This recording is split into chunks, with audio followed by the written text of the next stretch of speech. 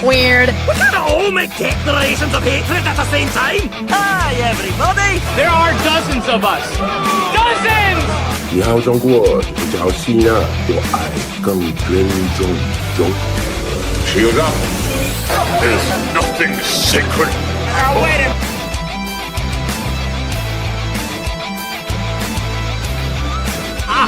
Alson, help me up onto his casket so I can dance on it.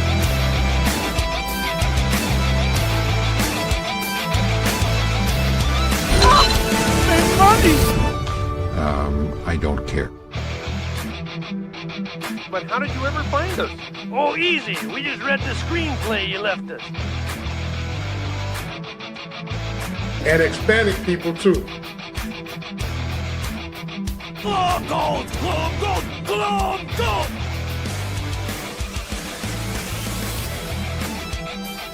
You get nothing! You lose! Good day, sir!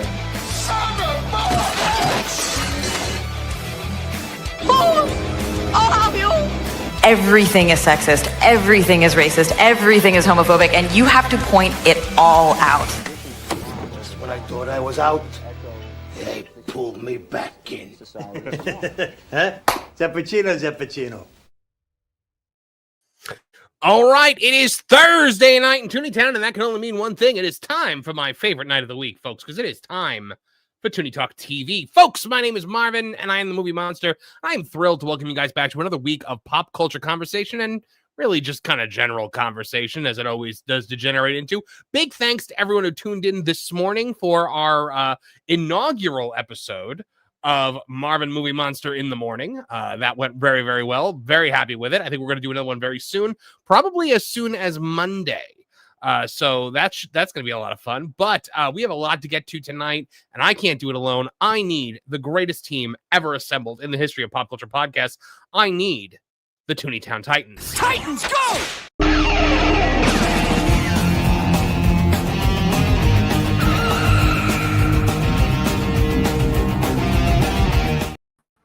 Sup, T? Hello. Hi, everybody. How are you this week? All right. I'm me. You know. Yeah. Well, that's all I ever ask you to be, Trish. That's all I've ever asked. No Claritin this week, so. No, so we're not getting clarity, so far. Trish, this week. That's good news. So far. Not this week. That's very good news.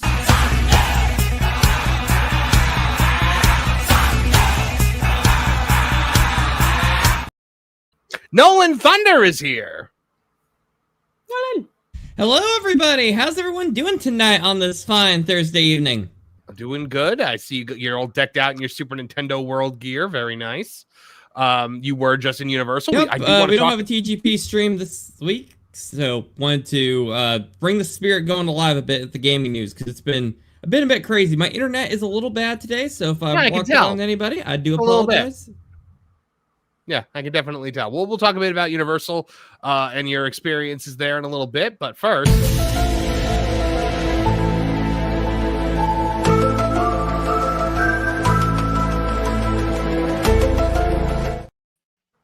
Martin Stone in the house, ladies and gentlemen. Good evening. How are you doing? I'm doing pretty well. Yeah, you've been keeping your nose clean and keeping on the straight and narrow. Oh, you know me, I'm a wild man. That's why, yeah, that was the joke. So I'm glad you got it.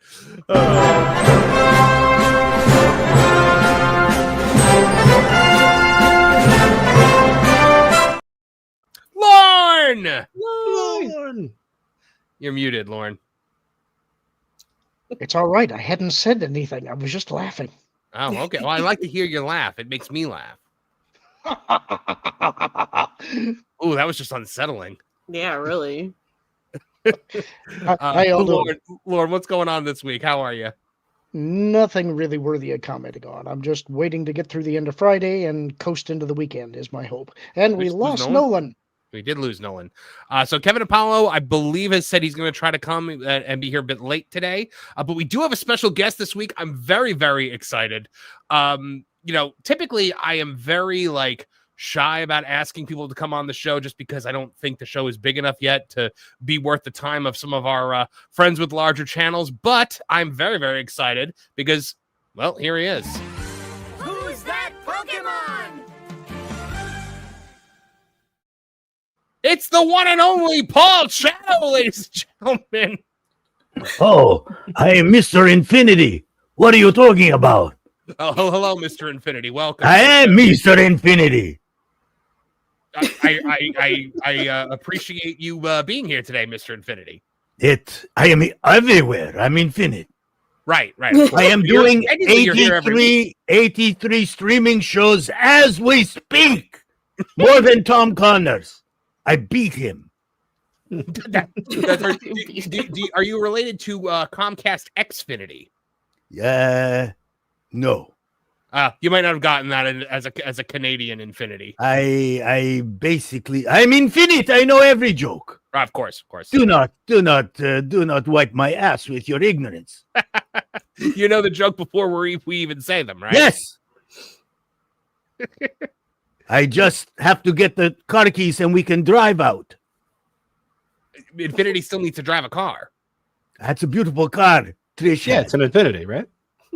Trish has a beautiful car. And she's got very bright lips. Very dark lips this week, actually. You bright, were dark. Yeah, he doesn't know.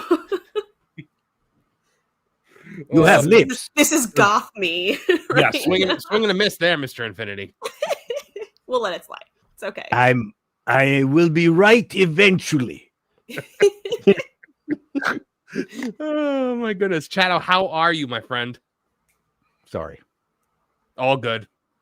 Anyway, nice to be here, and that was I'm very happy to help any shitty show that needs help. No, our shitty show appreciates it. I really do. You have come to the right place, my friend. Exactly. Yeah, it's pretty much on the marquee. All right, guys, we like to start off every single episode of Tooney Talk TV by catching up with our panelists, getting to know what they're watching, reading, doing, experiencing throughout the week. So, Trish, what are you watching this week? I have a few things. Wow, this is rare. I know. First of all, I finished season 2 of The Traitors, so that was exciting. If Cannon Barnes is in there, he'll probably talk to me about it. But otherwise, I watched... Okay, 2 other things. I found a hairdresser that I really like on YouTube who watches people try to do at-home hair things to themselves and the disaster that ensues. And this has been very entertaining for me. You just watch someone be catty. Well, I used to work in a salon for a while. So to me, I watch slightly in horror along with him. Like, oh, don't do that. So it's a little bit Did of you that. actually do hair or were you like No. cashier? Not. I mean, I did ring people up, but I made the appointments and all of that. So, it was front desk and all that. And then the third thing was, I feel like Martin will appreciate this one. I've been watching episodes of Nova, but about the planets, because I fell down a planet rabbit hole, not black hole, and just started wanting to know so much more about planets. So I watched one about...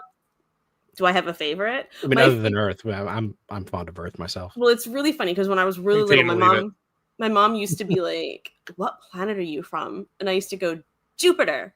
I don't know why I picked Jupiter as a kid, but I am a Sagittarius, and Sagittarius, the planet is Jupiter. So I was like, I think at 4, it's connected to Jupiter somehow. So Jupiter is my favorite, the gigantic monster planet that just will swallow every other one. I know why.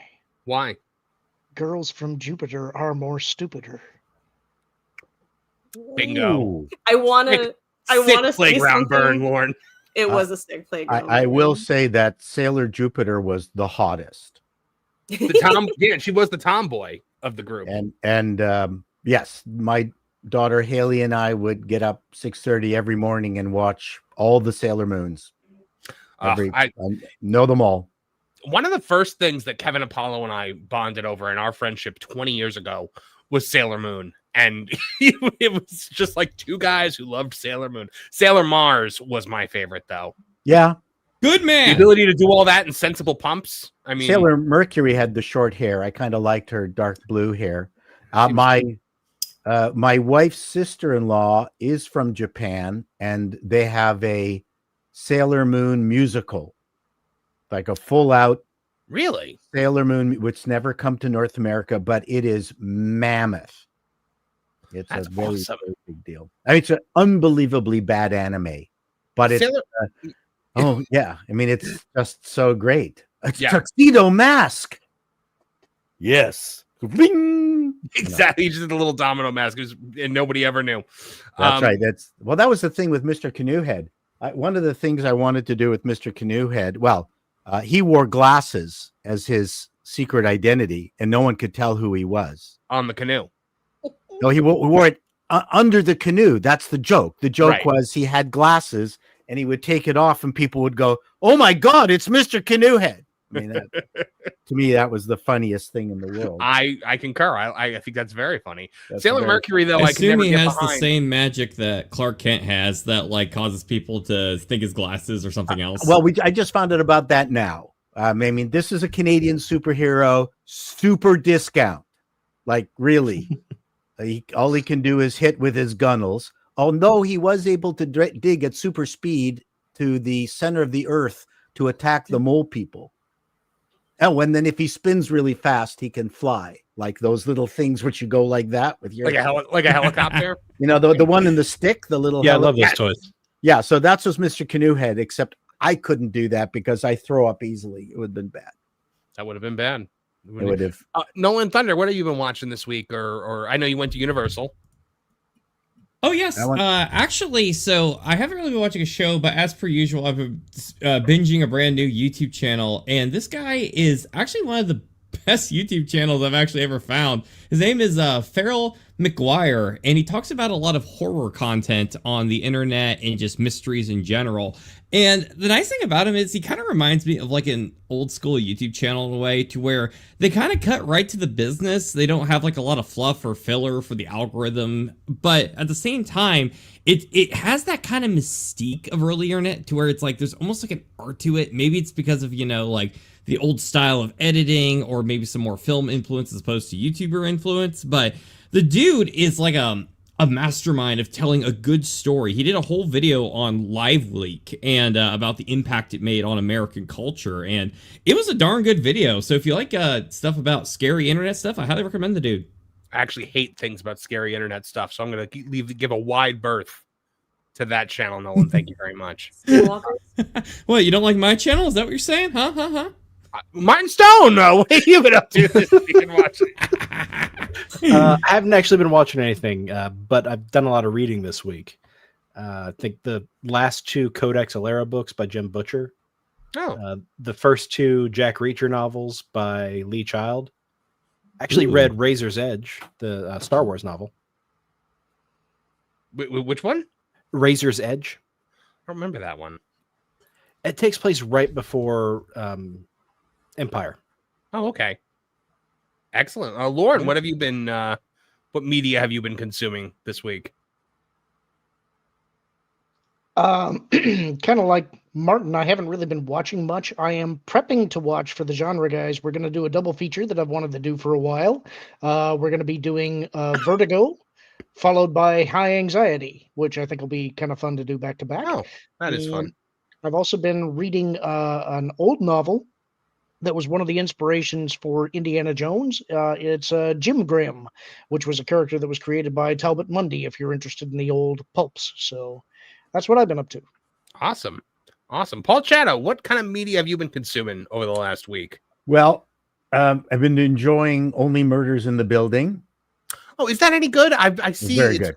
Yeah, I see it advertised everywhere on Roku. That's very, very good. Okay. It's one of the better shows, and it's keeps getting better with each season. Since season 5. Really enjoying it a lot. I've been reading Joe Esterhaz's autobiography. He's one of the greatest screenplay, or the most expensive screenplay writers. He did, oh my God, I can't even remember the movies anymore. The one where Sharon Stone shows her hoo-ha. Basic Instinct. Basic Instinct, yeah. So yeah, he's well known for being the first superstar screenplay writer. That's awesome. So I've been reading about him. He turns out to be Hungarian, and my background is Hungarian, so it's very interesting how he's been merging all of that. I've been writing a sitcom, which I've pitched to a Disney exec last week. He asked for changes, and now I'm going through those changes. So that's awesome. So I'm assuming you can't give us a general concept of it because it's probably top secret. No, I can. So you guys probably have never heard of a business building organization called BNI. Okay, so Business Networkers International. So the idea is that you get 20, 30, 40 people in a room every single week. Each person has like lawyer, web designer, artist, whatever it happens, the insurance salesman. And that once that person gets that seat, no other insurance person can come in. No other designer can come in. No other photographer can take that seat. So you own that seat, and every single month you've got to deliver at a minimum four things, either bring in 4 referrals or bring in 4 guests or a mixture. And you got to do that every single month or you get tossed. And I did that for 13 years. Wow. Okay. So you're writing a sitcom specifically about that? Yeah. I mean, it's kind of like Community combined with Glenn Ross. I like that. That is an elevator pitch that I would watch. So it's fun. I mean, it's an absolute crazy sitcom filled with the wacky people that I worked with for 13 years. And of course, you've got rules and you've got other groups in the city and you're competing for better people. And I think I probably distributed or I referred more than $150,000 to $200,000 worth of business every single year. Wow. That's amazing. So and then you got the people who don't have distributing any business, and you have to, you become part of the membership committee, and you got to chuck someone, or you got to retrain someone, or it's just the politics are too horrible. But if you can up the politics up to, 100%. So it's basically my life in BNI, and that's the basic theme. And I threw in some landmark. So for you Yankees that know about cults, I've thrown a bit of culty landmarky. That's awesome. Stuff. So anyway, there you go. I hope it goes to series and we get to see it. And then I don't give a shit. I don't give a shit. I'm enjoying writing it. I am endlessly entertaining to myself. Well, no, I just want the bragging rights. This is a purely selfish reason I want for it going to series, because then I can then say to people, hey, you know that show? Like, I know the guy that wrote that. You're more than welcome to be in the audience. Yeah, and then I can seem like I'm more interesting via the transitive property of Paul Shadow. So that's I mean, I don't want to monopolize your time, but it's that transitive property is what got me out of showbiz. And then I started programming and doing multimedia and building games. And back in the 90s, I actually quit after being in showbiz for 20 years. I quit, but it's that transitive thing that caused it to happen. If you want to hear about it, but is there anyone left to intro? So I'm not like, no, that's why I saved you for last. Yeah. So, I mean, you have lived a Renaissance life. I've done a lot of things. Yes, I'm a left brain, right brain guy. I left writing comedy. Well, I never stopped writing comedy. One of the things with being at BNI and not being in a professional comedic environment is that it was way too easy to be funny with a bunch of normies. Like it's way different when you're with other comedians and you're like you're trying to top people. Ha ha! I mean, in a nice way. I'm not talking about in a. I've been very blessed whenever I've been in the green room with other stand-ups. It's always been great. No one's ever been mean to me, and it's competitive, but not in a bad way. Right. That makes sense. Fascinating. So that's I can shoot that out. Now the assholes are assholes. Okay. I mean, of course they are. that's but the people who are really, really good are very giving. Even when, I'm a sketch artist. I did sketch performance with the Frantics, did Boot to the Head in the States, which is what we're most famous for with Dr. Demento. Taekwon Leap, did that for 20 years. But I did 20 weeks at a comedy club up here in Toronto, and I was fair to middling because I couldn't really get it. Being a sketch performer is very different from being a stand-up. Oh, absolutely. I can imagine. But it's kind of like how writing journalism and writing narratives, sure. writing stories are like completely different animals, which I right. always so try to explain to people. Yeah, and right now I've been doing bucket list stuff where I'm going to go back. I've written a stand-up routine. I can actually do it for you. I need the practice. Yeah. And then I wanted to get some screenplays written, wrote 2, went to LA with my friend, pitched them. And I don't even care if they're done. Like, to me, completing the circle was to write them and pitch them. Right. I'm done. Like, I don't need the money. I've done well enough with my comedy biz and plus my internet biz, and I'm retiring out of that. But yeah, I'm very happy, and I'm really thrilled to talk with you guys. I think it's great. We're thrilled to have you here, Paul. I mean, so I started watching something that I had thought, concept that I had thought of years ago, and now it's a sitcom, and I'm kicking myself. Like that always happens. I started watching The Paper on NBC. Okay. Yeah. It's on NBC. No, it's not on. It's on Peacock. Is it on NBC? Peacock is NBC. That's right. No. But can I watch it on NBC before it hits Peacock? No, I think it's just on Peacock. Okay. I didn't like the premise. I think you mentioned you liked it, and I went, "Wow, this." I didn't believe it. I like it because it's kind of my life. Like, I used to work in a local newspaper, years ago, but now, I'm an editor-in-chief of a news organization as well. And so I was able to kind of commiserate while watching it. And it's not as good as The Office. It has nowhere near the charm of The Office, but I am enjoying it I designed papers, I typeset papers. I wrote comedy reviews for the Toronto Star. Yeah, that was a really good experience. You see the act, rush back, and you've got 40 minutes to write 500 words. Yeah, I remember that. I was a reporter, and I was a managing editor for local newspapers for years, and I was like, man, someone needs to write like a sitcom about like a wacky group of like a wacky newsroom in the dying field of print journalism, and that was 20 years ago when the field was dying, and so now it's dying so much more. So yeah, but now it's dead. I mean, that's the problem I had with the premise of The Paper is that where are they going to get their income from? Right. The ads are gone. The what are the ads at the very back? All the porn stuff. What's that called? The little, the tiny ads. What's that called in a newspaper? Classifieds. Classifieds. Thank you. Yeah. Classifieds is what most newspapers made their money on. Right. So, anyways, I did just see in the back. We have another person joining us. Oh.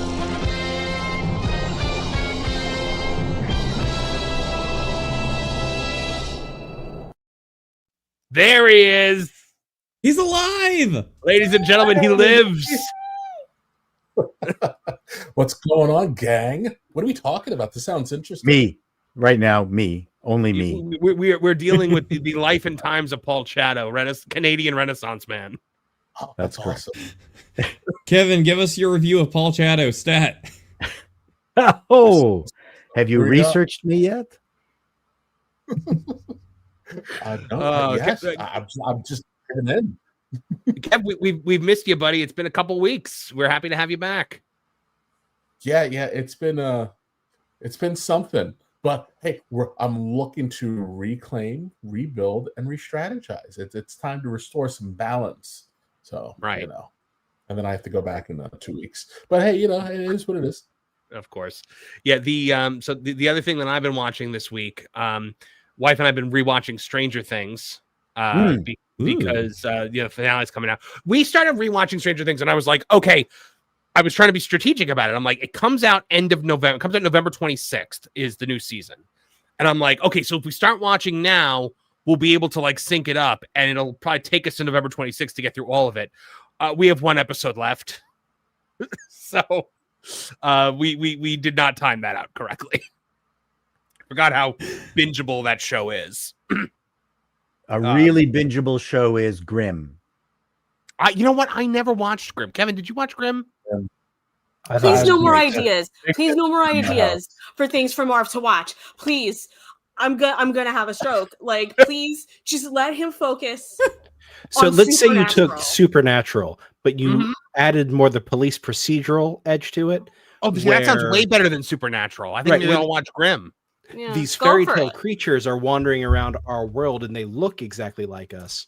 But one guy who is a descendant of the Brothers Grimm, or he has whatever power they have, can see them in their forms. And what's funny is how they just throw off different creature names as if they've been around forever. Oh, that's a Bluntwaffel. They're all German. That's a Stugmeister. My God. I mean, and they just play it straight. And it's my wife's and my favorite. Trish, I do have to admit, I have not watched a second of Supernatural in the last week. You look so disappointed in me. I'm not disappointed. You're telling me this like I'm supposed to go, it's expected. So, Paul, Trish has an unhealthy obsession with Supernatural, and after all these years of friendship, I am finally agreeing to watch it, and I'm watching it entirely too slow for her. No, this is what happened. It's my favorite show. It's not an obsession. You guys have an obsession with Star Wars by that metric.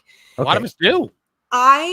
He was like, I'm going to watch it. I left him alone, Paul. I left him alone. Then one day he decides to go, I started watching Supernatural, and he did it like twice. He's just like dangling the carrot over my head, and I'm like, I didn't start this, you did. So now you have to deal with the fact that you're going to get harassed because you started this. You sent this, you hit that first domino. So now you're today, knowing the show was tonight, I actually had this moment of panic where I realized, like, I didn't watch Supernatural. Trish is going to be mad. And then I thought about it for a second and decided I was okay with that.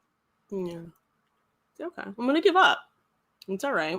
No, I'm not giving up. You don't want me to, but it's fine. Trish, I'm going to get you that bell from Monty Python and be like, shame, shame, shame. It made me think of What We Do in the Shadows. Where just that's funny. Now, Trish, are you watching Supernatural because it's hunky dudes? I mean, it didn't hurt. It didn't hurt. But that wasn't why I started. It helped keep me around, though. No, but that's a legitimate thing. I mean, you know, it's healthy. It's just a plus. All right, guys. Well, as you guys know, this is a show that is made for you and financed by you. We count on your generous super chats to keep the lights on around here. We do stop to read your super chats periodically throughout the show. We take breaks for super chats of $50 or more. So if you super chat $50 or more, we do stop whatever we're doing. We talk about what is you want us to talk about. Tonight, we have a $300 goal. And if we get to $300, it was originally $500, and I decided to be nicer about it. We will do an exclusive Q&A with Trish. Just don't be weird at the end of the show. That's no fun. I want to ask Trish weird questions when we do the Q&A. Can I do that? $300. You will ask Trish no questions. It's going to cost you, Nolan. You can ask your Nolan. Okay, Trish, why do we park in the driveway but drive in the parkway? Okay, I'm not here for the philosophical, existential discussions. I don't How have come- a how come Regina Sharp is here and it says, "Good, bad. I'm the duck with the money bin." Glom gold, glom gold, glom gold, glom gold. Well, we have an unhealthy obsession with Flintheart Glom Gold here on this show. I can see that. Yep. How come mnemonic isn't? I don't know. There you go. Because I have one too. In fact, I had mine before yours. Shut it, McDuck. This is my time now. Glom gold, glom gold, glom. Thank you very much, Regina Sharp. XJ Cherokee Bear, for member for 2 months, says, "Why do liberal women act like Shrieky from Care Bears?" It's a deep cut there, XJ Cherokee Bear. Kevin Apollo, do you want to field that one? Nothing that will allow you to stay on YouTube by the time I'm done. Okay. All bee booty bees and bacon with big bees for $2 says, "I'm singing Mr. Brightside by the Killers all day." Nice. Good song. Yeah. Good song. I always wait, hold on. I always like the one that said about having a girlfriend that I had in February. That one always makes me, because that line Somebody is told me that you had a boyfriend that looked like the girlfriend that I had in February. I've tried to like unravel that, and I'm just like, there's like a really, so is it a really feminine dude or was it a really butch lady? It's a mystery wrapped in a riddle, wrapped in taco. So don't try to figure it out. What the questions I asked, like if Dolly Parton is as gorgeous as she is, how hot was Jolene if she was afraid that she was going to take her man? I don't know though. When you see sometimes like celebrities, you know, like, oh, infidelity, and then you see the person physically, it's not always what the majority of us would call better looking than the person they cheated on. So I'm just saying, Dolly Parton. What? Justin Jolene Dutchy is became a redhead, member that's all. of the Tooney Town TV channel, so welcome, Justin Dutchy. Dragon Queen said, "May not make tonight meeting, but hugs for all." I just saw you. But I was just gonna say, Dragon I've been Queen. chatting. Mm-hmm. Andre Adams became a member. Oh, sorry, Paul, what were you saying? I'm just singing Dragon Queen. Oh, Dancing Queen. Andre Adams became a member of the channel. Welcome back, Andre Adams. Good to see you. And Regina Sharp for $5 says, "Geez, so much Sailor Moon, but no love for Uranus." By the way, when you started talking about planets, I sat here and I patiently waited for one of you. Someone. And it's to make the Uranus. Uranus joke. It's Uranus. No one was gonna say Uranus. It was never happening. I'm a junior. I'm a junior star seeker. Used to go to the observatory, check the giant telescope. Look, stars. Okay, I'm done. My fourth grade teacher made sure that we said Uranus like it was her sole purpose in life. And had anyone said Uranus, no, and had anybody even dared say Uranus, it was Old Testament levels of wrath. I had a natural sciences teacher who was fine with the pronunciation Uranus, but you had to say Betelgeuse instead of Beetlejuice. Oh. Well, yeah, you don't want that guy. Well, you can say it 3 times, then have that guy running around up here with all his shenanigans. That would be terrible. Exactly. Not following me with that trap. Regina Sharp, member for 8 months, says Jolene just did things, Marvin. Apparently, Jolene was skilled. Okay, so our first topic for tonight, guys. Apologies to anyone that watched this morning that's already heard me rant about this situation, but we do need to talk about Ariana Grande and the fact that she has chosen now. That's the size of coffee I always pick. Ariana Grande. That's the size I go. Can I have an Ariana Grande? Well, the name is actually quite ironic because consider she's a Lilliputian individual, and she weighs about as much as a grande latte. Just the straw. Well, Ariana Grande decided to pick a fight with Trump right as Wicked for Good is about to release. Why the White House not? responded with an epic takedown. So here's the thing about this. I'm not going to turn this into a political thing. I'm not going to be like, she spoke out against the president, blah, blah. My whole thing is, why now? Why did you choose the month before your movie comes out to piss off half the country? And I'm sure I'm not the only person asking that. I'm sure the people at Universal are asking that as well. So just as Universal Pictures begins the delicate rollout for its high-stakes blockbuster Wicked for Good, Ariana Grande decided to launch into a political tirade against President Trump and his supporters. The timing couldn't be worse. And honestly, guys, I'm not totally shocked. It's not like she was filling her time with eating food. So, you know, she had to do something with her time. So over the weekend, she reshared a post from the podcast with Matt Bernstein that grilled Trump voters on whether their lives had improved since he returned to office. She goes, I want to check in with Trump voters. I have one very genuine question. It's way too high pitched. You gotta bring it down a little and slow it down. And it's gotta be a little more airy. It's been 250 days since I've consumed solid food. You didn't actually make any change. You're stepping all over my punchlines, Apollo. It's terrible, so don't do it. If you're going to do it right. All right, I'll let you read it then. I don't have my glasses on, so go F yourself. All right, well, then you can listen to my voice do it. If you're going to do it right. Try hard. All right, I'll try to do it like this. Not trying very hard. Now that immigrants have been violently torn from their families and communities, have been destroyed, now that trans people have been blamed for virtually everything and live in fear, now that free speech is on the brink of collapse for us all, has your life gotten better? Have your groceries gotten cheaper, which is a thing that I don't know because I haven't bought solid food in 250 days? Has your health insurance premium gone down because I might need to be hospitalized soon? Has your work-life balance improved? And can you take a vacation yet? Are you happier? Has the widespread suffering of others paid off for you in the way he promised it would? Or are you still waiting? I mean, my health insurance has been crap since 2010 anyway. And everything else is pretty good for me. I don't know about you, but yeah. If one man has the power to do all those things, we need to rethink the entire system. Yes. Seriously. So the White House pounced on it. Spokesman Kush Desai clapped back with trolling precision. In a statement to Entertainment Weekly, quoted Ariana Grande's own music. He said, "Save your tears, Ariana, because President Trump's actions ended Joe Biden's inflation crisis and are bringing in trillions in new investments." And then he said he even signed an executive order, just like magic, that paved the way for the FTC to crack down on Ticketmaster for ripping off Ariana Grande's concert-going fans. Get well soon, Ariana. And of course, those are the names of a lot of her songs. You might not know that because you're a person, and most people don't know that. So, guys, what the logic behind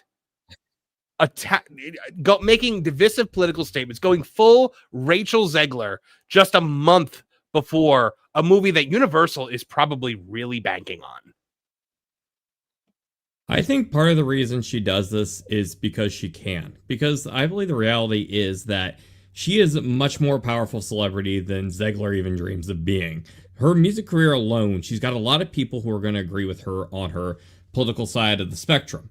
And even if, like, say, she never works another day in Hollywood again in her life, well, she can always fall back on her music career, and she's going to have people who are going to be treating her like a queen, princess, whatever have you anyways. I think she's basically like, hey, I can do it. If I make the studio mad, I'm Ariana Grande. I got that power. Should she be doing that? Probably not. It's probably not good to add division, but I think it goes back to ego, and she just doesn't want to follow the trends, and she doesn't really care about Universal. She's probably got her paycheck already at this point. Probably, but I mean, you figure that Universal probably is banking, really wants $1 billion film here, especially because they wanted it with the last one and they didn't get it. So I don't know. Paul Chato, what do you think about this? What do you think about the concept of people, right before their movie comes out? Now, all of a sudden, now is the time they decide it's time to start making divisive political statements. I don't think that's how they think. They, as F. Scott Fitzgerald said, the rich are not like us. And I'm not like you, but so I can understand because I was down there with you guys for a while. So I can appreciate that. The point I'm trying to make here is that she wasn't being strategic. This is just part of her everyday conversation, and it just came out. I don't think it's a thing she did. It's where she is in her life, the things, and it's not she could do it because she has power. She's living it and she's normalizing it. You got to understand that people, it's like an F1 driver. People go, wow, it must be really fast when you're driving the car. And they go, well, no, it's not. I don't feel like I'm driving fast at all. So when an actor is at that level, they don't feel like they're driving fast. So this comment is just a comment. Do you understand what I'm talking about? Yeah. Now it's only a big deal because it has repercussions and we can filter it, but I don't think she could filter it. That's my interpretation. People say stupid things, and just some people's stupid thing is different from other people's stupid thing. That's how I interpret it. Right. Right. I got a take that I don't think anybody else is. I mean, nothing's unique, but I don't think this is going to hurt that bad. I don't think it's going to hurt her at all. She's already been paid. And I don't think it's going to hurt the movie because if you look at the demographics of who is going to go see this movie, what, you're going to lose some boyfriends who didn't want to go see it anyways? That's right. And this is just an excuse? Well, you don't think a lot of families are going? I think the families that go are going to be mom driven. Like this is mom's pick for what the family went to see. That makes sense. So, sure. I saw a lot of kids in the audience when my wife and I went to go see it, and I will have to see this movie because Wicked is my wife's favorite movie. It's just strange to me that after seeing what happened with Zegler, after seeing what happened with so many movies that have, like Anthony Mackie when he did the whole Captain America is not American thing, Brie Larson, why do they need to go out there and make these divisive statements? I don't understand it, Trish or Kevin. I think you're forgetting that they exist in an echo chamber. This is just, they're talking shop. It just happens in front of a hot mic. And I think Martin's right. The main demo who's going to go see this movie, this is red meat for them. Listen, it's just another celebrity saying something that's irritating. Everybody and their mother is fatigued with celebrities saying things that no one wants them to say. So it's just more white noise at this point. So really, it's just you got to get be white noise, Kevin. Yeah. What? Well, leave Kevin alone. It's like I was going to make a joke, but I don't know if me making the joke would still let it be okay on YouTube. I'm not entirely sure my joke was okay.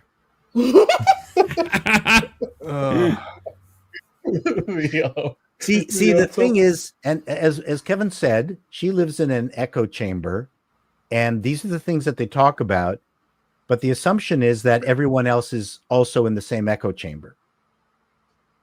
Right. It's also important to remember that she didn't write the post. She was retweeting something that somebody else said. Right. But the point that I made earlier on the morning show this morning was when you share something like that, you are essentially putting your stamp of approval on those words.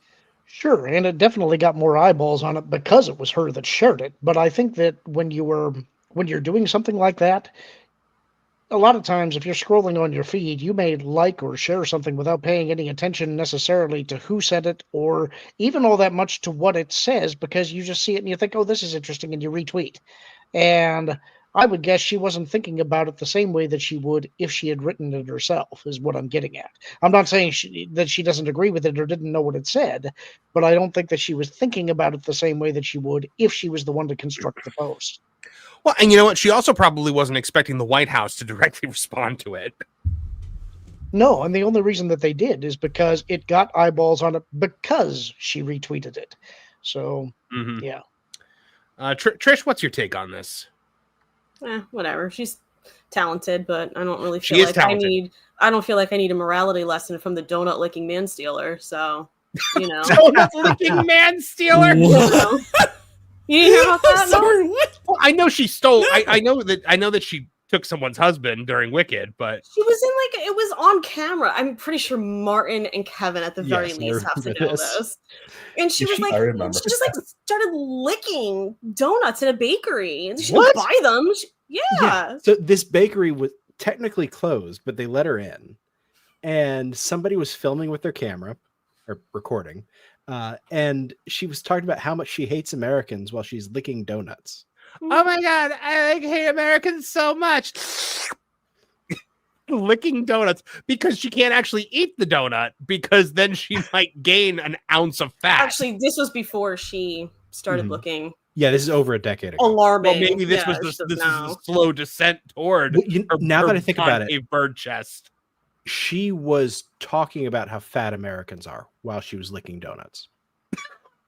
Well, I feel like in retrospect, that is all saying a lot more about her than it Isn't was it? about those donut eating Americans she was trying to slam. But Well, nowadays, like I said in the pro show the other day, her diet consists of cooking up chicken broth, smelling it, and then throwing it away. Now, that being said, the woman is extremely talented. Oh yeah, you can't And, take that away from her. Not only is she a gifted singer, but she's a really good impressionist too. Mimic, I was just going to say. And you have to have a fairly good sense of humor to be able to pull off those mimics. Yeah.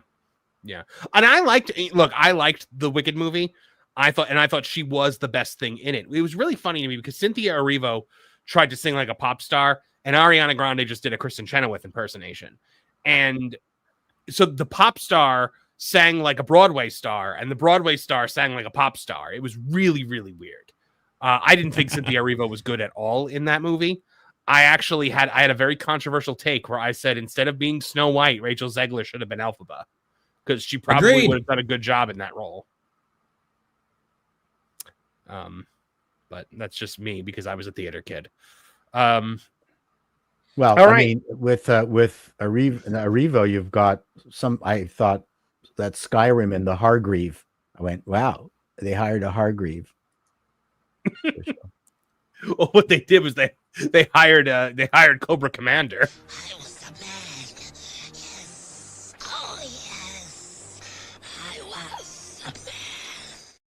You had that queued up. I did. Anytime Cynthia Erivo comes up, I just immediately move to that clip.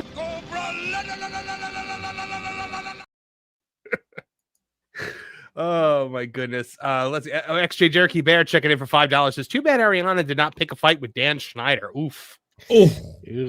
That's rough. XJ Cherokee Bear. Regina Sharp for $5 also says the Grande voice is like Mercedes Monet got really, really high. Yeah, I guess that is. I've only got a couple of female voices. I don't know who Mercedes Monet is. You got me, guys. Yeah. If She's supposedly a wrestler. If you want me to make some Rod Steiger like references, that's my gang, my speed, if you know. Regina Sharp for $5 also said Grande can mimic people well because she's a parrot in human form. They probably feed her on birdseed. That would explain the concave chest. Right. I said I think her and Cynthia Erivo are in some kind of thin-off. Yeah. To just see who can vanish into themselves first. The two of the press tour for this is about to start, and it's going to just be as insufferable as the last one was, I'm sure, with the two of them just weeping and clutching at each other and rubbing holding each other's arm, and you're so wonderful, I can't believe it. Thank you. It was insufferable last time. It's only going to get worse because this time Cynthia Erivo actually wrote some of the music that's going to be in the movie. Yep. What did she need to write? It was a musical already. Yeah, so here's the thing. Wicked Act 1 is really great. It's very bright and cheery, and it's got all these big show-stopping numbers. Wicked Act 2 is really, really short and has one good song. So they had to, in order to split the musical into two movies, they had to beef up the second one. They had to add a lot of story into it, and they had to write new songs. Seems like the sort of thing you should do, at the original writing level. But hey, it was successful, so yeah. Shadow, have you seen Wicked? Am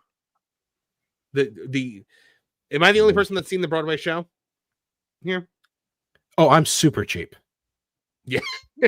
I'm glad to hear it's got good songs. I'm not a big fan of modern musicals because generally they've got just one song that's good, and then they hammer the living shit out of it, like what's that with the French Revolution? See my Les brain. Miserables. Les Miserables. Da da da da da da da da da da da da da. Okay, yes. How many times you're going to play that? Well, Les Miserables also is a weird case because it will suddenly start doing like the same songs over and over and over and over again. Like, yeah, but Cats is the same way. No, but Cats is the same way. So is the opera, the Phantom of the Opera. It's not like the Gershwin days where like every song was like off the charts good, right?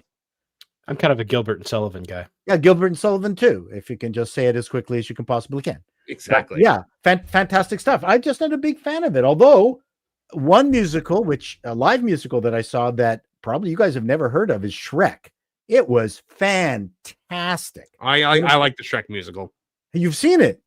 Bits and pieces of it. Yeah, I haven't seen the entire thing. Wow. I was really, really, and the audience just absolutely loved it. So anyways, yeah, I'm not a big fan of modern musicals. They're just not the same as the Tin Pan Alley era. Yeah. For me. So that's why. But you're saying that there's lots of good music in Wicked, The Wizard and I is a really good one. And Dancing Through Life is really good. Popular is really fun. Defying Gravity is fantastic. And then in the second act, she sings a song where she becomes the Wicked Witch of the West. She sings a song called No Good Deed, and that's really good. I like dark musicals a lot. Like I like Jekyll and Hyde is one of my all-time favorites. Fiddler on the Roof was fantastic. Yes, I've been involved with Fiddler on the Roof before. Yes, I saw Zero Mostel in Fiddler on the Roof. Did you really? Yeah, Fiddler on the Roof is a fascinating musical because when you do it, you have to do the original choreography. It's part of the rights that you purchase. Yeah, I believe it. Yeah, so the bottle dance and like the tradition song all has to be done exactly the way it was done in the Broadway show. Except for Zero Mostel. He did whatever he wanted. He even stopped the show and started talking to the audience. Donovan Bradford says, you'd enjoy Evil Dead the musical. I do enjoy Evil Dead the musical. Oh. Evil Dead the musical is fantastic. That sounds like it's a great name. Evil Dead is great. Well, it's the movie Evil Dead, like the Sam Raimi film as a musical, and it's really good. Oh, that sounds fantastic. I never heard there was a musical. People had to wear ponchos in the first 3 rows when it was in New York because all the gore would just splatter over the audience. Love it. That's amazing. Yeah. Yeah, it's not really a show that you can do on the local level. So when it left New York, it just kind of vanished. Who's the stand-up with the giant hammer who's dead? What was his name? Gallagher. Gallagher. Yes, I saw Gallagher. Oh, did you? Yep. Were you in the first few rows? No, I was, but they gave out raincoats. The only thing I ever saw that had the raincoats in the thing and was the Blue Man Group. Oh yeah. Yeah, I got sprayed with banana gook. Banana gook, yeah. Yeah. I saw a lot of stand-ups when I was writing because it was, funnily enough, the Toronto Star, no one in the entertainment department liked reviewing stand-ups except me. So I saw acts like Ellen DeGeneres' very first show. Oh, nice. Brilliant. Absolutely insanely brilliant. And someone you probably wouldn't expect, Red Skelton. Oh no, definitely. Yeah. So yes. And I never liked his TV show because as a kid, he did all that stupid pigeon thing or the birds. Mm-hmm. I hated him. Just couldn't stand him. One of the best stand-up shows I'd ever seen. He actually got very sharp, critical about aging.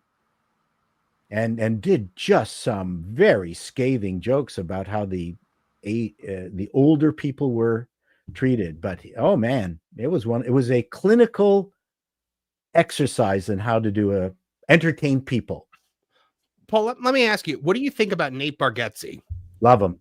He's great, isn't he? Love I was him. just watching one of his stand-up specials before we came on the air instead of watching Supernatural. Trish looks over. No, he's fantastic. I think he's one of the best comedians going right now, and I like that he does it all without any like bad language, and his stuff is so self-deprecating.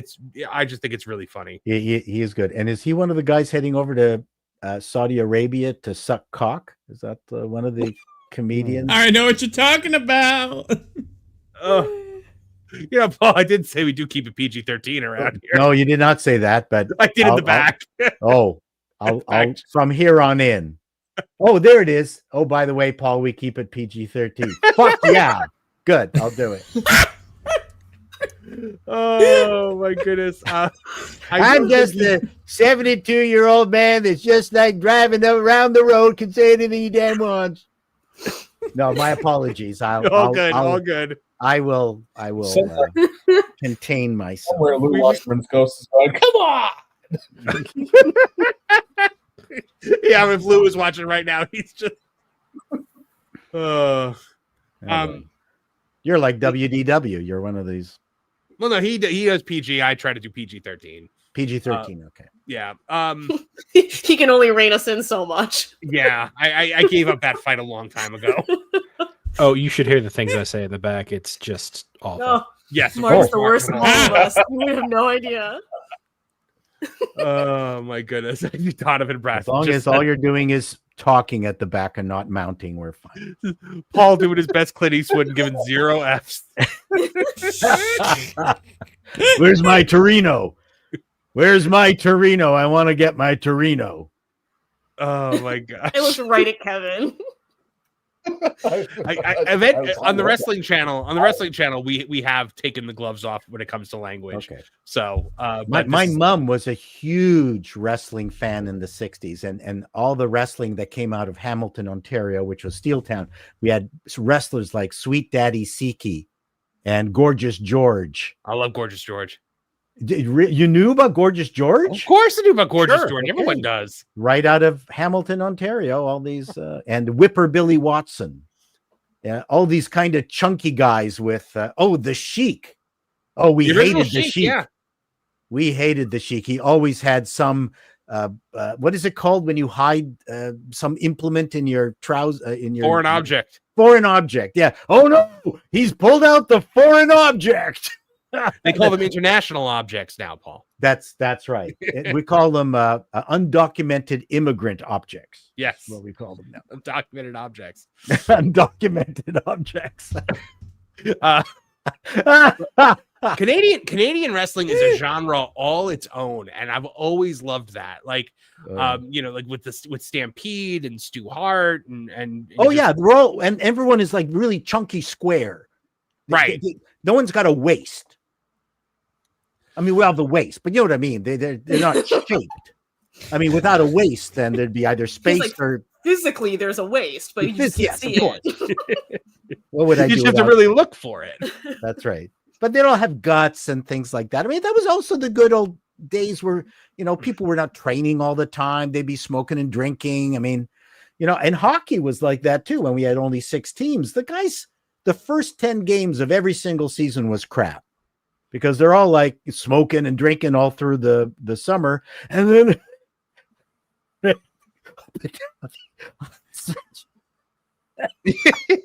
was terrible. First 10 games. Then they would get into shape, which is why Team Canada had such a problem with the Soviets during the 1972 Canada Hockey Soviet.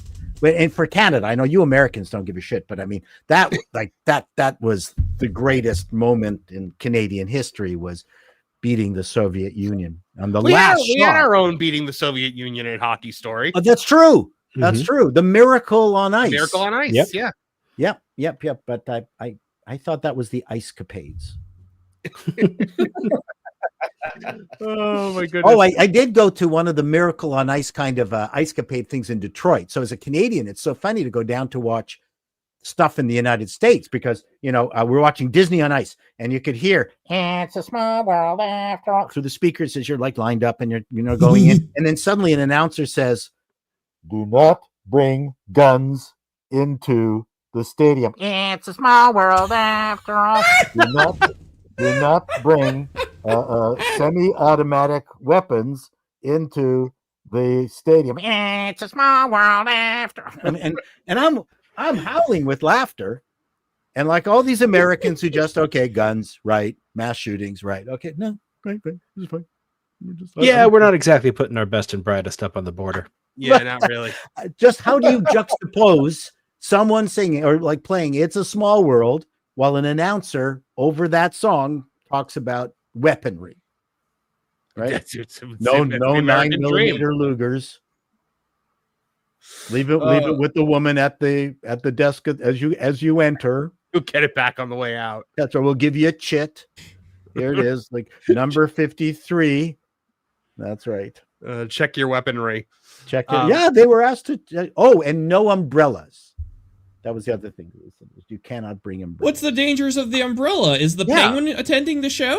I have no idea. Umbrellas don't kill people. Only Gene Kelly does. Yeah, unless the penguin has them. Yeah, penguin. That's a more newer.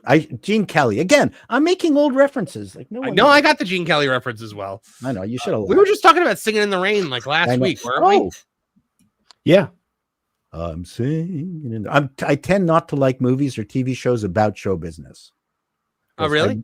Because I don't care. Like, oh no, I didn't get the audition. So is Singing in the Rain the exception that proves the rule, or you don't like that one? Well, there's a few. I mean, there's the Steve Martin movie with oh god damn it. My brain will come back. So where he was a producer and he got Bowfinger, thank you. Bowfinger is a show business movie that I thought was hilarious, but that was really inside baseball movie. Like that, you almost had to be in the business to really enjoy it, right? Mm-hmm.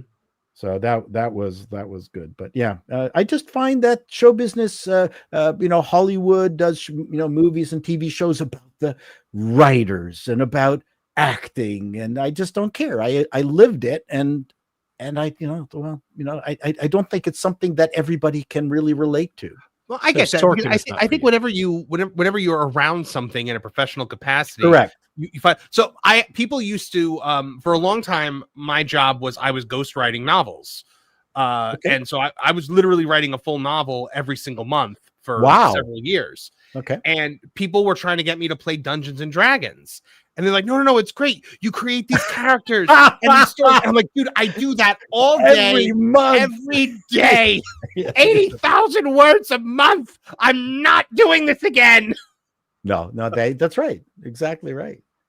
Even though it was something I would have probably found fun, there was no way I was going to do it because I was, Yeah, but you could have done it in your sleep. It would have been really easy. Yeah, probably. All bee booty bees and bacon with big bees. What is that? Cynthia Erivo as the lizard. Oh yes. My god. Wow. For just send in $1. Thank you very much.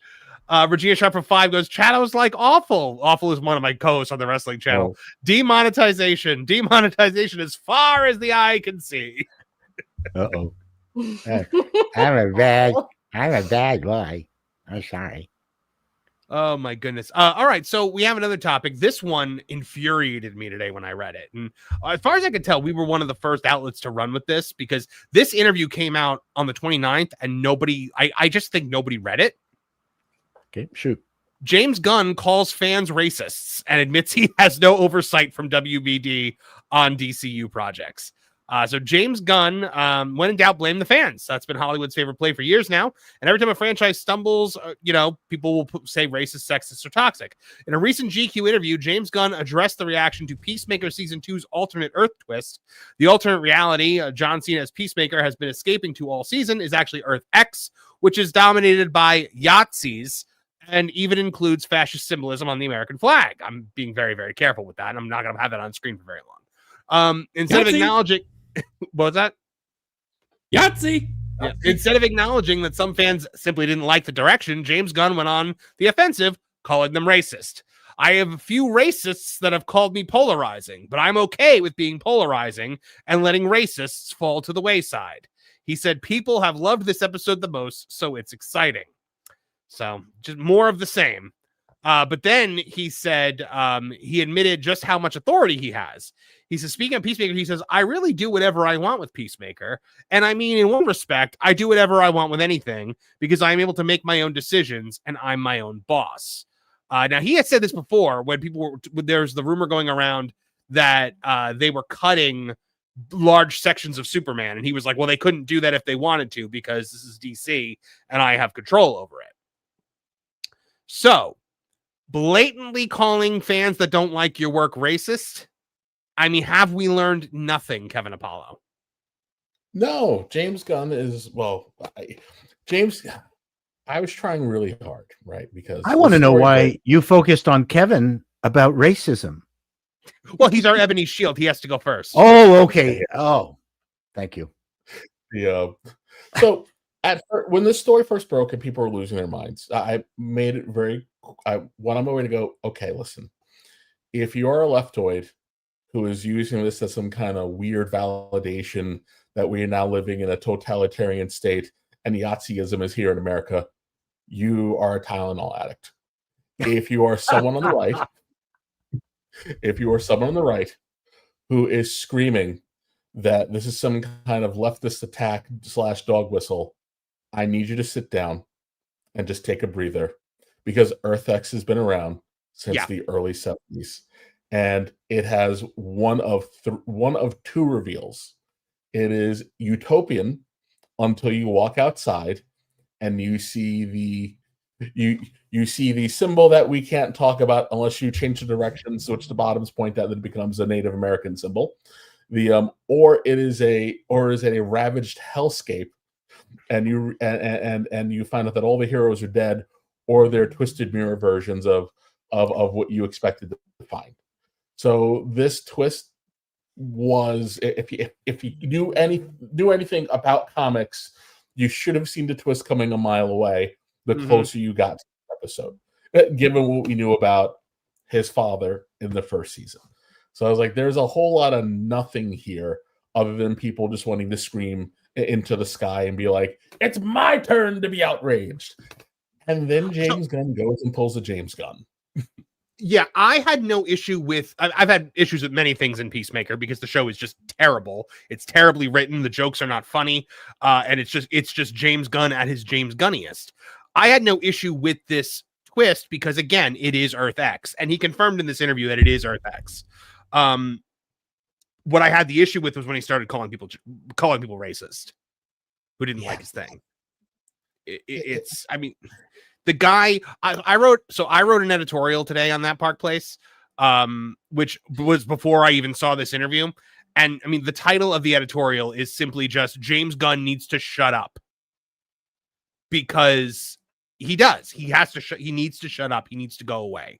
Not that he needs to be fired or anything, but he needs to let other people have the spotlight once in a while, because he is so involved in everything. He's now talking about Batman. He's talking about lanterns. He's talking about the Lego Batman video game.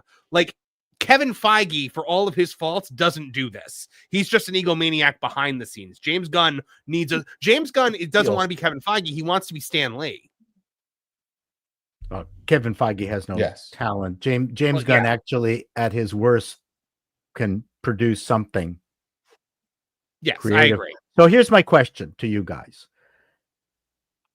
From what perspective is he calling whom racist? Because if you're talking about the progressives, they're going to be cheering that scene, going, yeah, that's Trump America. I mean, they're going to completely miss the point, and they're going to go, yeah, that's Trump America. Yeah, right. So are they being racist about not understanding the universe that they're in and going along with what the theme seems to be presenting?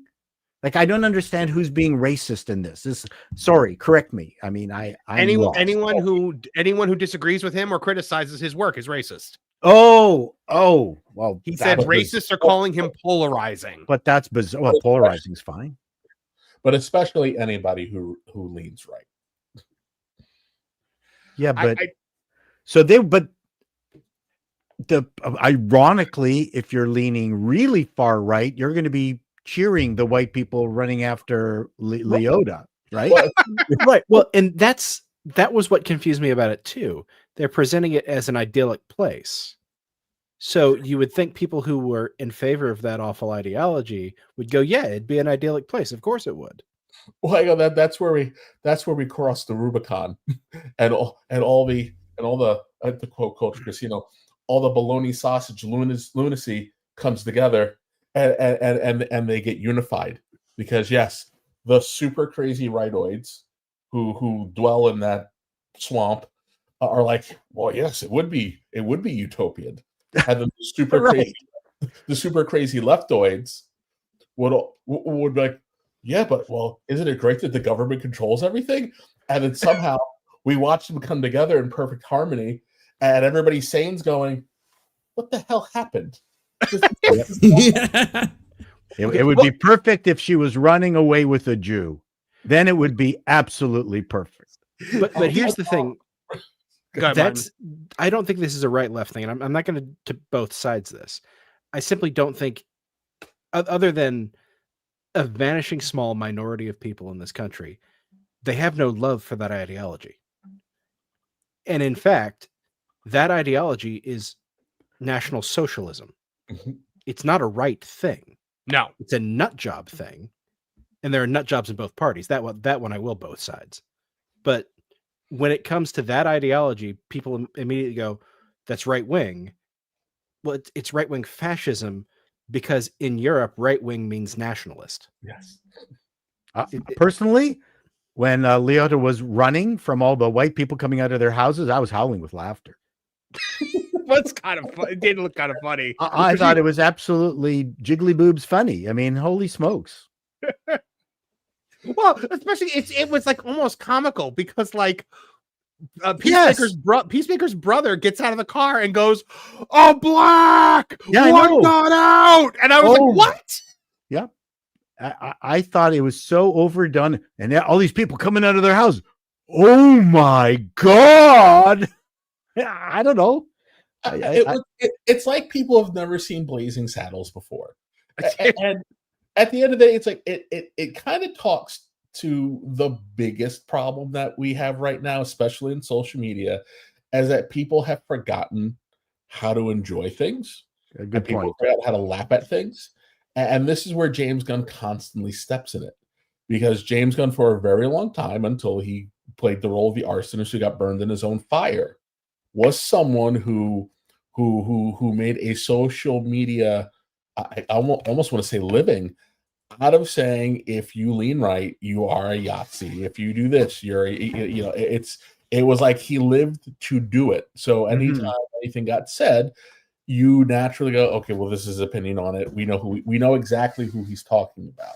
Since he got jammed up, he has been a little bit better about it. But I thought his first answer to all this was brilliant. Oh, I just found out what Yahtzees were. He didn't actually say that. That was somebody just saying it, like making a joke, because that was when he was like, well, I mean, my Superman script predated Israel and Palestine being at war, and everybody was like, they've been at war for 75 years.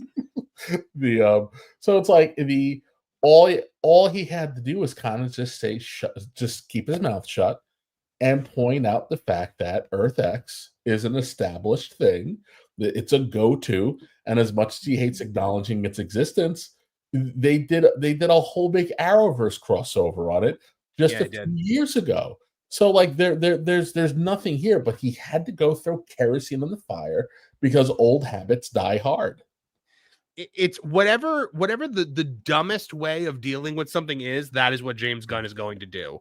I am so exhausted by him. I'm tired of just seeing him everywhere. He's doing interviews about Supergirl. He's talking about how Millie Alcock as Supergirl is one of the best piece of casting that he's ever done. I'm like, okay, so the director of Supergirl didn't cast Supergirl? You did? He's talking about casting Batman, and I'm like, why isn't the director of Batman casting Batman? Why isn't the director of Batman designing the costume? Like he's designing the costume. So he's basically doing everything, and everything is a James Gunn production. And we've said it on this show many times before, the one hero that he needs to stay the furthest away from is Batman. He must be absolutely terrible to play toys with when he was a kid. Like, he's controlling probably every imagination idea you have. It's like, no, I choose where these figures go. It's a reason why his brother's a weirdo beta. Gosh. You know what? The Arrowverse crossover with Earth X, what was it called? Crisis on Earth X? That was actually pretty good. I really liked that one. Trish, you watched it, right? She just nods. She's engaging with the chat, I think. Yeah, I'm muted so you guys don't hear clack, clack, clack, clack, clack, clack every 5 seconds. So look, I know a lot of people, including some people in this panel, enjoyed that Superman movie. I know I did not. I know Kevin did not. I didn't finish it yet, so jury's still out. But the fact that it's taking you this long to finish it is telling about how much you're enjoying it. But I did. That's almost as long as Marvin takes to finish Supernatural. Oh, I'll finish it before that. Yeah, I would hope so. It's 15 seasons of Supernatural, and I'm on 1. I'm like halfway through 1. I'll start watching it when I'm in an iron lung and I can't get up. You've made me no promises, so it's fine. You are not beholden to watching that in any way, shape, or form. This is a Marv specific. Yeah, I know, it's no problem. Now I worry. I was fucking bugs. It's smooth sailing from here. Yeah, it's true. Yeah, honestly, that Bugs one was really gross. Like, I did not like that one at all. No one did. But you didn't like it for, like, I think the reasons the show wanted you not to like it, whereas everybody else was like, this is dumb. Because it was like the shortest night ever. Just this swarm of bugs that lasted like a minute and a half in the show. Yeah. And then the sun came up. Good Lord. Charlie Zulu Oscar says, took me 2 months to get through 15 seasons. What? No excuses. It's taken him 2 months to get through like 15 episodes. That's one every other week or something. I can't like even 2 or 3 every other week. 2 every other week. Yeah. 1 week. Well, this will be 2 weeks of having not watched any. Only 2. I feel like you're generous, but okay. So I had to catch up on Peacemaker because I was a couple weeks behind. There's just so much. Paul, do you agree with me that like every time Tim Meadows talks and just the universe doesn't laugh on the set, James Gunn was probably uproariously laughing? Yeah, I can see your point. I've been involved in shows where everybody on set is howling with laughter and there's bonum and goodwill, and then you see the dailies and you go, nothing, none of this came through. It's a drag. I attribute it to that piece of glass that's in front of the lens. There's just some people that transmit their humor through that piece of glass, like a Leslie Nielsen. Right. And they've got it. And then I've done shows like sitcoms where the audience was just killing themselves. And then you watch the show and you went, wow, none of this translated. It's depressing. It's a very depressing thing. I'm going to leave now. End it all. Right. That makes sense. That got dark. Yeah, you went real dark on that one. Sorry. Please don't. No. I feel compelled to say, please don't. No, I like dark jokes. I like one of my favorite dark jokes is Woody Allen. Can't remember which movie it was, but he was in this art gallery, big paintings, modern paintings, and there's this skinny girl in a macrame outfit, like macrame hat, macrame top, macrame skirt with some kind of little vest that was also macrame, and he goes up to her and says, "So, what do you think about this painting? What does it mean to you?" And she goes, "Death, the end of humanity, no more life, children dying." And he goes, "You want to go out on your free Saturday?" And she goes, "No, I'm committing suicide." You free Friday? Is that played again, Sam? It might be. And that's a great dark joke. That's a great dark joke. How desperate do you need to be? Michael Rooker in that show, I feel like that role was supposed to be funny or endearing, and it's just like he lasted way too long, and just the joke was never funny. I don't know, Paul. What'd you think about Michael Rooker in that when he's the Eagle Killer? In which one? In Peacemaker. Oh, Michael Rooker is which character is he? He's the Eagle Killer. Oh, you know what? That didn't quite work for me. You're right. Me neither. I thought it was okay. I like him as an actor. There's so much about this year's Peacemaker that I'm compared to the first year, which I really enjoyed. I don't want to get into the details of why I didn't like this so far. I'm just glad that shit is happening. You know what? Stuff is happening now. The father, the relationship. There's just so much stuff that is not in this season that was in the first season. One thing that's surprising, and it's too bad they didn't do it, was Vigilante and Leota actually are a better pair. Yeah. I went, wow, they've got chemistry. I would have loved it if she had started her detective, whatever that agency that she was trying to set up. Right. They would have been great as a pair doing that. Why he was a fry cook, I don't get it. So one of the problems with the Peacemaker is that nothing happened for the first 3-4 episodes. Mm-hmm. And I would have even the Justice Gang. I would have had them send Peacemaker off on some stupid, crazy mission that he kills too many people, and they go, "Well, you blew that."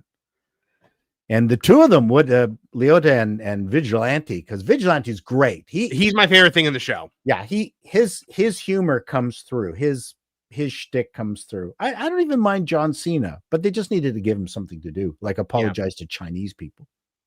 You can't go to that well all the time. You know what, Paul? I said, the guy was in a, he was in an adult scene with both men and women in the first episode of this show, and that China apology is still the gayest thing he's ever done. I think so. I like John Cena as an actor. I always root for John Cena. I realized John Cena was a good actor in the Bumblebee movie, which I think is the only good Transformers movie since the first one. Yeah, I loved Bumblebee. Yeah, it was like the one that didn't make money. And I was like, this one was actually good. Well, that was because of the previous ones set it up to not be, no one cared by that time. Yeah. But yeah, Peacemaker is what it is. He's doing whatever he wants to do. Yep. I can't believe that they've given him so much leeway to do whatever he wants. I just think he's stretching himself a bit too thin. Well, I never thought that the problem with Warner Brothers was going to be a lack of studio interference. I think that's it's the Warner Brothers standard of we are going to overcorrect. Mm-hmm. So it's like, well, yeah, someone realized we probably micromanage these movies into oblivion, so now we're going to go totally hands off. And you still need those restraints. / I'm pretty sure. I think they think Peter Safran will be doing a little more to rein him in. And it just kind of seems to be that they're just kind of running wild. Right. Oh man, I am not. I had high hopes for what James Gunn was going to do with DC. I am thoroughly unimpressed with everything that's happened. I know you didn't have any hopes for it, but I don't know. Maybe it's the Star Wars fan in me. I just always have to have hope. I really thought it could have been something. I really did. Martin, did you think it was ever going to be anything? Not if James Gunn was going to be purely James Gunn. I always root for a director to stretch themselves and do something that they're not known for. Like Shyamalan. After like his first 3 movies, I always thought to myself, okay, now just do a musical that has no twist. Right. Show us that you actually know the craft and you aren't a one-off. Well, then he tried to do that with The Last Airbender and failed miserably. Right. And that's because he writes dialogue for robots. Yeah. But with James Gunn, the guy's just always been a provocateur. And I think at Disney, he got reined in, and now he thinks it's the era of the producer. And so he's going to do whatever he wants. Well, I mean, my thing, I never thought that he was going to go so far off the reservation with like the swearing and the nudity and all that, because I figured it's DC Comics. My whole thing with the Snyderverse was it was like, oh, kids can't watch this. It's dark, it's violent, it's gritty. We need a DC universe that's kind of like a live action cartoon that kids can actually enjoy. And for all of its faults, I thought Superman kind of got there. But if this is what the rest of this universe is going to be, if Superman is going to be the only thing that kids can watch, because I'm telling you right now, I think the Supergirl movie is going to be very adult. I think it's going to be her drinking her way around the universe. I think that Lanterns, Nathan Fillion, what he already said, he's never dropped so many F-bombs in his life than he does in the script for Lanterns. Yeah. Yeah. Also, is this? Do we figure out if the Supergirl image that got dropped today, if that was real or if that was fake yet? I didn't see a Supergirl image today. Oh, there's a image of Supergirl's costume in like a locker room cubby, and she's standing with her back to the camera, but she's only in underwear. No, I don't think that is real. I think someone made that. Okay, so it's like I'm watching everybody kind of volley back, bounce it back and forth, but no one's saying if it's real or fake. And I'm like, we wish it was real, but it's not. I was like, I already don't like the story that they used for this because it's pulled directly from the Tom King run, and Tom King is someone who has just been way overpraised and constantly very much so under delivers. And the second they said he was James Gunn's number 2, I knew what we were going to get, because he doesn't get it. He's very similar to Bendis in that regard, as far as I'm concerned. But I think there's a way to do a Supergirl story that takes her from who we saw in Superman and turns her into who she should be, and that would be to do something like maybe she becomes the custodian of I'm blanking on the Bottle City. Kandor. Yeah, so she becomes the custodian of Kandor and realizes her responsibility and cleans up her act. That could be interesting.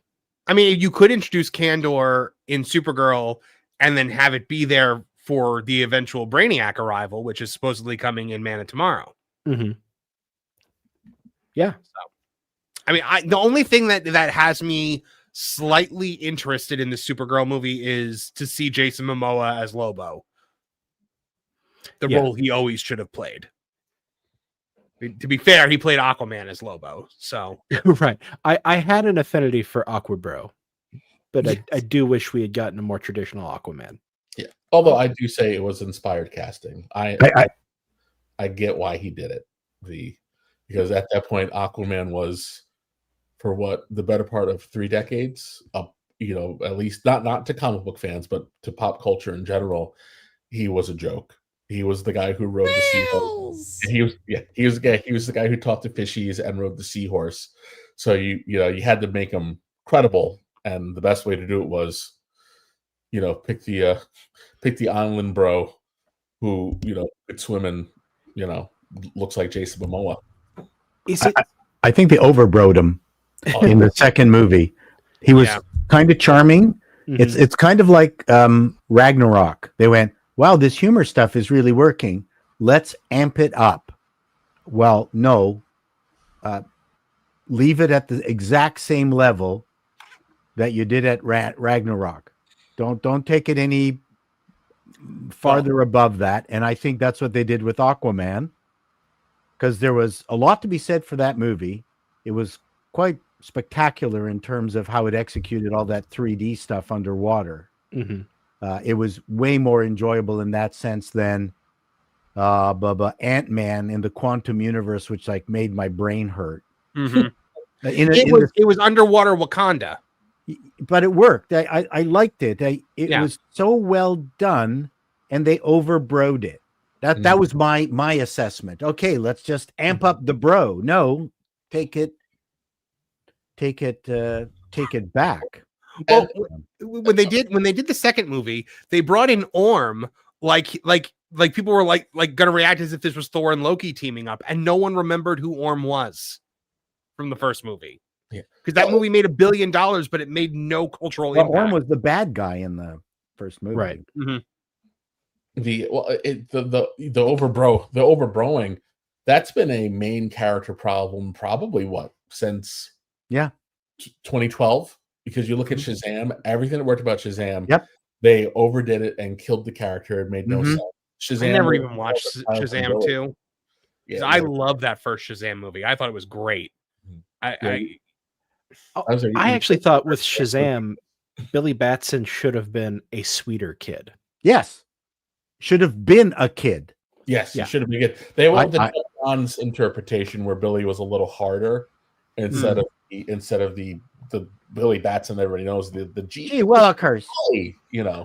Well, and I thought that Captain Marvel should have had the wisdom of Solomon, but still the heart of a kid. So he was a little too playful kid. It was big. Zachary Levi and the kid that played Billy Batson clearly had never met and never talked about the way they were going to play these characters that are the same person, because the kid is so dour and just angsty, and then the second he turns into Zachary Levi, he's a himbo. That's a good point. It's a good point. So it's funny but that happens with everything. Wow, this movie made us $1 billion. Let's make it bigger. Mm-hmm. Well, I felt badly because there was a lot of good parts to. I mean, I enjoyed Aquaman more than I did The Flash. If I might be alone on that. No, Aquaman was better because Aquaman was a movie. The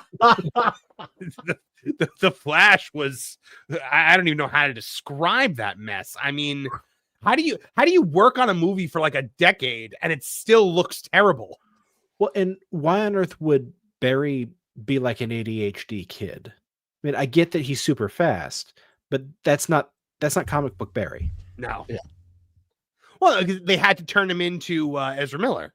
Yeah. Because Ezra Miller can only play Ezra Miller. That's right. Although he did a decent job in Royal Pains. I didn't even like him in Fantastic Beasts and Where to Find Him. He's not very good in Fantastic Beasts at all. He's just playing creepy Ezra Miller. Yeah. I only saw the second Fantastic Beast once, and then never again. I never saw the third one ever at all. I don't think anyone did. I think JK missed the mark on Fantastic. Great idea. Yes. The basic concept of it I thought was brilliant, but didn't pull it off. I was all about doing a prequel that showed Grindelwald and Dumbledore and stuff like that. I think it's just the way they started it out. It was just, I don't know, just something about it didn't work. I also think the third movie is written with conventions of a novel instead of conventions of a movie. Mm-hmm. Like a whole bunch of people get introduced all at once in one scene. That's something you can pull off in a novel, but in a movie, you got to be a little more strategic. Right, and she wrote the screenplay for that, didn't she? Apparently. She did. The first one, at least? Although I'm not entirely convinced she actually wrote the last 3 movies herself. Or books. You mean the last 3 books? Yeah. Why do you say that? There's something about a tonal shift that it has. A little bit of the grammar is just kind of hits me differently. But I'm not saying it's outside her capability. I just think she was so busy doing so much stuff, she may be offloaded to somebody else to flush things out for her. Now, speaking of, it was Marvin writing for her. It was that was my book writing job. It was just writing Harry Potter for J.K. Rowling, ghost writing. Now I've just violated an NDA, so she's coming for me, but that's fine because she came for Emma Watson first. That's right. Take her down. Yeah, so I did a video on this earlier in the week, but I wanted to hear your guys' opinion on this. So real quick to just go through what she said. Last week we talked about how Emma Watson said, God, I'm trying to look back on her actual her softer tone. I really don't believe that holding the love and support and views that I have mean that I can't and don't treasure Joe and the person that I had personal experiences with. I just don't think these things are either or. Well, J.K. Rowling fired back by saying a lot, about 1,000 words of a lot. I am not owed eternal agreement for from any actor who once played a character I created. The idea is as ludicrous as me checking in with the boss I had when I was 21 for what opinions I should hold these days. Emma Watson and her co-stars have every right to embrace gender identity ideology. Such beliefs are legally protected, and I wouldn't want to see any of them threatened with loss of work or violence or death because of them. But she quickly turned her attention to Emma Watson and Daniel Radcliffe, accusing them of repeatedly acting as de facto spokespeople for the wizarding world, saying, Emma and Dan in particular have both made it clear over the last few years that they think our former professional association gives them a particular right, nay obligation, to critique me and my views in public. Yet after they finished acting in Potter, they continue to assume the role of de facto spokespeople for the world that I created. And then she goes on to say, when you've known people since they were 10 years old, it's hard to shake a certain protectiveness. Until quite recently, I hadn't managed to throw up the memory of children who needed to be gently coaxed through their dialogue in a big, scary film studio. For the past few years, I've repeatedly declined invitations from journalists to comment on Emma specifically, most notably on the witch trials of J.K. Rowling. Ironically, I told the producers that I didn't want her to be hounded as a result of anything I said. Then she talked about the all witches speech at the BAFTAs. Emma Watson says, I'm here for all the wishes. And then she goes, bar one. Yeah. Then she says, in truth, that was a turning point for me, but it had a postscript that hurt far more than the speech. Emma asked someone to pass on a handwritten note from her to me, which contained a single sentence. I'm so sorry for what you're going through. She has my phone number. This was back when the death, grape, and torture threats against me were at their peak, and at a time when my personal security measures had to be tightened considerably, and I was constantly worried for my family's safety. Emma had just publicly poured more petrol on the flames, yet thought a one-line expression of concern from her would reassure me of her fundamental sympathy and kindness. And then I think the strongest thing, like other people who've never experienced adult life uncushioned by wealth and fame, Emma had so little experience of real life. She's ignorant of how ignorant she is. She'll never need a homeless shelter. She's never going to be placed in a mixed sex public hospital ward. She had to strip off in a newly mixed sex changing room at a council run swimming pool. Is she ever likely to need a state run, crisis center that refuses to guarantee an all-female service? I wasn't a multimillionaire at 14. I lived in poverty while writing the book that made Emma famous. I therefore understand from my own life experience what the trashing of women's rights in which Emma has so enthusiastically participated means to women and girls without her privileges. Now, a lot of people have said that Emma, that Emma Watson was, giving an olive branch, or that it was genuine, or that it was a softer tone.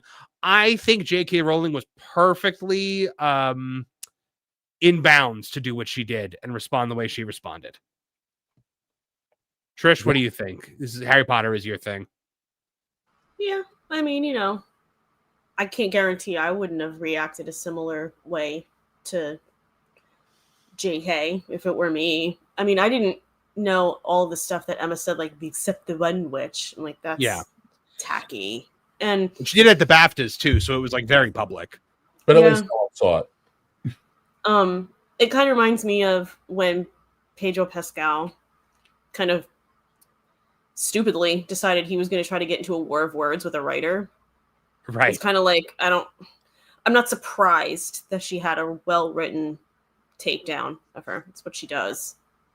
So, it's kind of like what Kevin was saying before. Like it's just like white noise. We're all so tired of it that it's like, you reap what you sow, Emma Watson. Like, I would like to believe people can grow and change, and I like to give them the opportunity to, but JK knows her better than I do. And if she doesn't seem to think that it's genuine, then... Have any of you ever had the experience of like taking out of the chin from somebody over and over and over again, and then they try to high road you, and that's when you finally had enough? That's what it's like. I think that's what happened. Like what this is, yeah. Yeah. Well, especially with like the handwritten note thing, because like, girl, you've got her phone number. This was performative because you were trying to look good to the person you handed the note to. Well, that speaks to the disingenuous nature of these people anyway, though. It's because we know a lot of the virtue signaling is performative. The especially when there's a camera on, right? There's no level of outrage that they can't race to attach themselves to, if they think it'll get them 45 seconds of extra attention. And then especially Emma, went out of her way to be particularly vicious over the last batch of years, and then you send them a note like it's supposed to do anything. And again, JK, I'm not a great big JK defender, but in this particular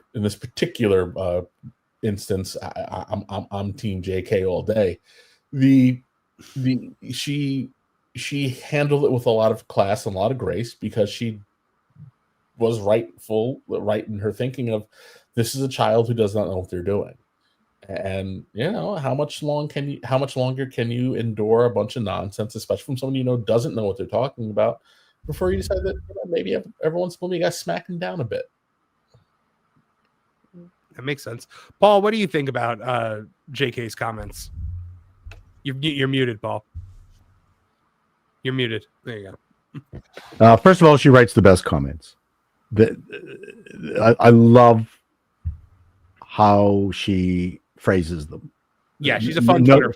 No one writes better comments than JK.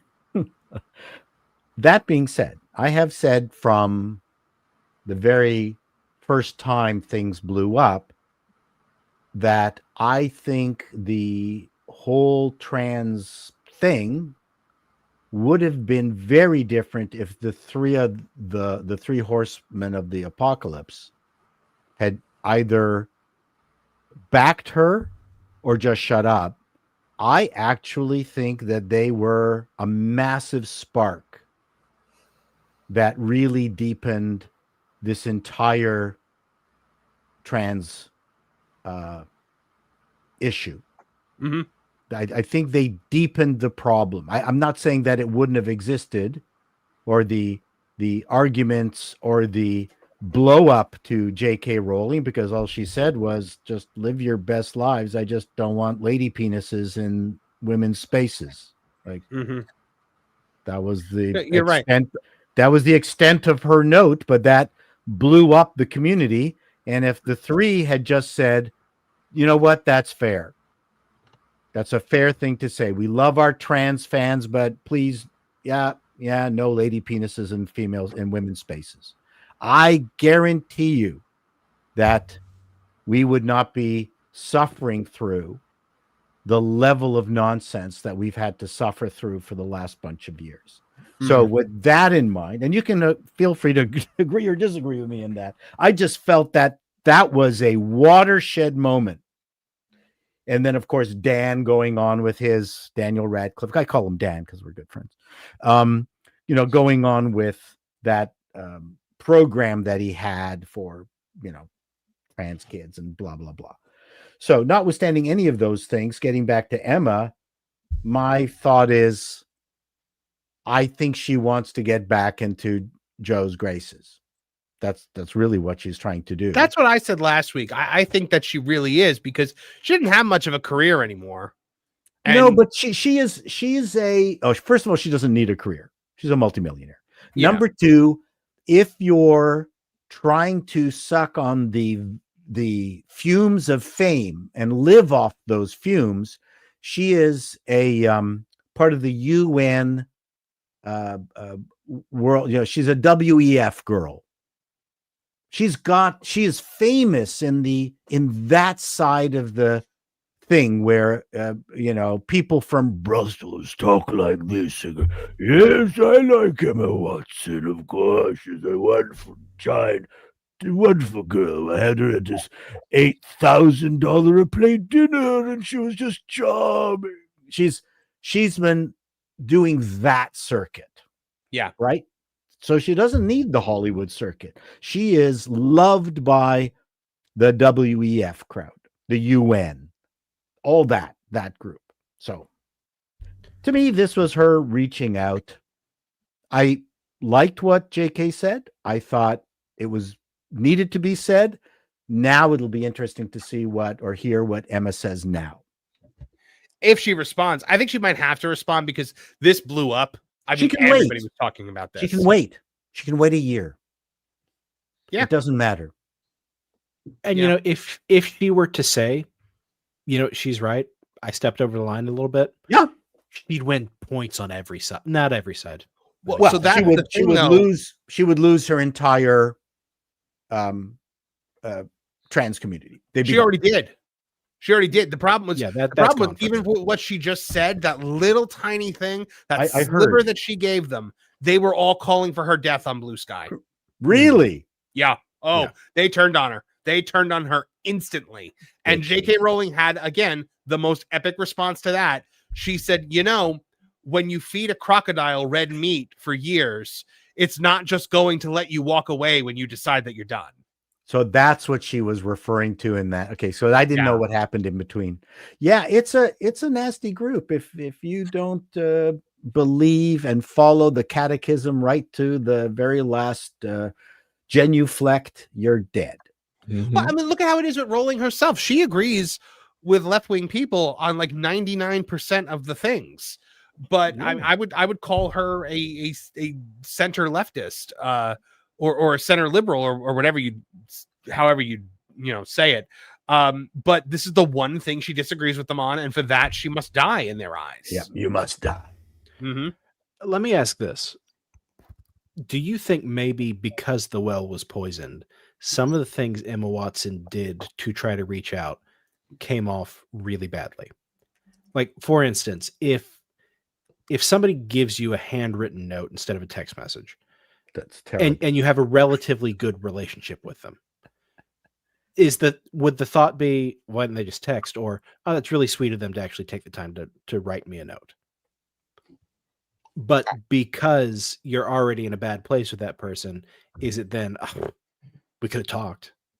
Like, nothing you would do could make it work anymore. A call would. You think so? Yep.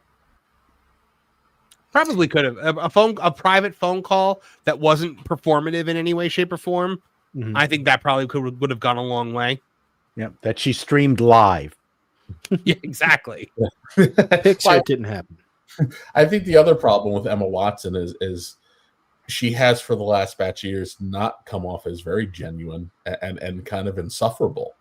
So, publicly, I can, if they're not talking and you're seeing her go out here and she's saying all these things, and JK knows, I know this isn't, who is this kid who's out here saying this stuff? This isn't the person I know.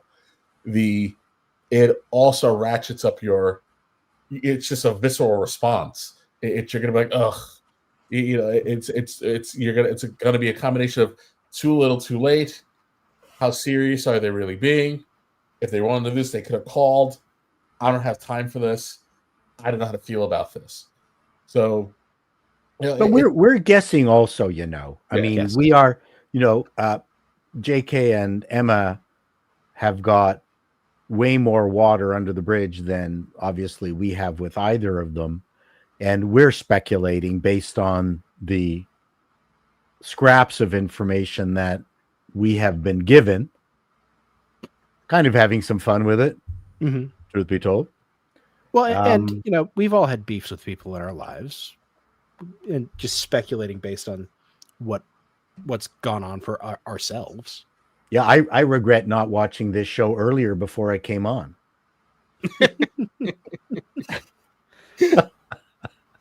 I'm so mean. I'm so bitchy. I'm the Paul Lynde of the group. Oh, really? That's so interesting. With a candle? That's Trisha's wish powers, because we actually were talking about Paul Lynde. Really? That's right. It is my wish powers. The wish power of the Trish wish. I'm also happy that now I am now not the only person who makes Paul Lynde references on this show. Yeah. Oh, I think I'm the only one that owns a copy of the Paul Lynde Halloween special, though. Oh. Do you really? I do. I watched. That's not shocking. Like a bootleg copy, or like you bought it at DVD copy.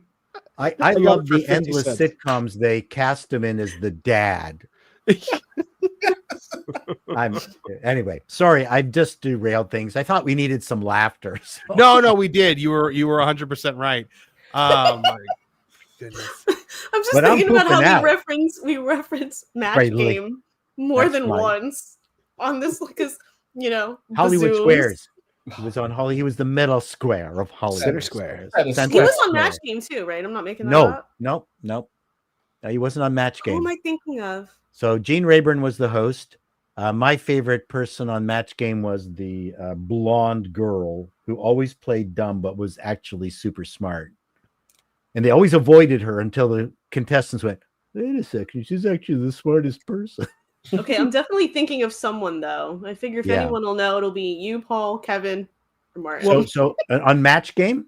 Yeah, who am I thinking of? So there was Charles Nelson Riley. That must be who I'm thinking of. Okay, thank you. The other homosexual. You see where I went awry. That's right. No, that was good. Did Richard Dawson do some Match Game? He did. And he was really good at matching with people, wasn't he? Mm-hmm. He would be like the one they would want to pick to go with. It's been a while since I've watched Phyllis Diller was on it. She was great. And then I remember a female comedian with dark hair. Pat Carroll was on it. She was, oh man, boy, oh boy. Yeah. Anyway, continue. I derailed things. No, that's what we do here. We derail constantly on this show. It's part of the show's charm. I think that's good. Yeah, we. I'm really glad we don't operate trains. That would be really bad. Yeah, no, that would be bad. Trains would be bad. Look, we used to try to do a much more regimented thing where it was, like I would try to, create things that I could reuse for content later. And then I decided people seem to like it better when we just all kind of hang out and talk about our lives and, just kind of like, have a very like loose structure and then just kind of, go off the rails a bit more. And so we've been doing that. And I think it has really helped the show. I think, we found our identity in doing that. And the audience seems to like it. So good. I think it's like I've always said, when you are producing any kind of content or any kind of product, you have to listen to what your audience says. And too often, any criticism is deemed racism or sexism or bullying. And that is the thing that I absolutely cannot stand. The audience has a voice. It always has a voice. So, as a comedian, sometimes, not sometimes, all the time, the audience will tell you what kind of comedian they think you should be. So if you do stand up like I tried for 20 weeks, it's interesting what they liked. And they didn't like my political commentary at all. I had written a stand-up set years ago and then just never got the nerve to do it. You got it. You should do it. I'd have to revisit it, but yeah. Write something new. I might. Bombing, I think, is good for the soul. As long as it's not Richard. Rumsfeld said that, didn't he? Who, what? Donald Rumsfeld said that, didn't he? Yeah, bombing. Not that kind of bombing. That's good. I like that. Who's the guy from Seinfeld who pooched it at the Michael Richards? Michael Richards, yes. See, he's not a stand-up. He's a funny actor. Did I see that he's like trying to make a comeback now? Yeah. Huh. That's good luck to him, man. But you can tell the difference between an actor and a stand-up. As much as I liked Brosnahan in The Wonderful Mrs. Maisel, she wasn't a stand-up. I loved that show. I thought that show was so good. But she wasn't a stand-up. You can tell. Yeah. She worked it hard. That was and we saw her boobs in the very first episode. We did, and they were excellent. We did. Trish, did you ever watch that show? Because you're a Gilmore Girls person. No, I didn't. It slipped through the cracks of me deciding I wasn't watching things anymore without actually actively deciding I wasn't watching things anymore. So yeah, because it's Amy Sherman Palladino, and it's some of her best stuff. I mean, I have heard it's good.